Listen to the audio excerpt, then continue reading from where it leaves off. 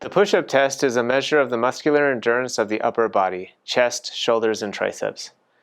This is an important area of many tasks including use of force, lifting, carrying, and pushing. Watch this demonstration. Assume the front-leaning rest position by placing your hands on the mat, slightly wider than shoulder width apart, fingers facing forward. The back, buttocks, and legs must be in a generally straight line from the head to the heels. The feet may be together or up to 12 inches apart.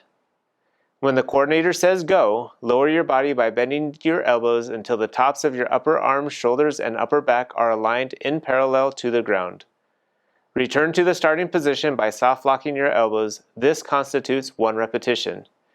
You may rest momentarily in the up position, but every effort should be made to move continuously throughout the test period.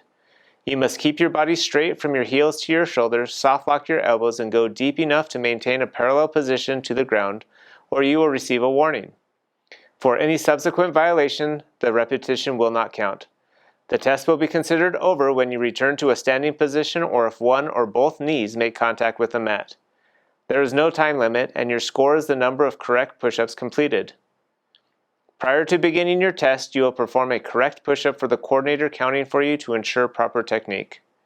You must perform at least 19 correct push-ups.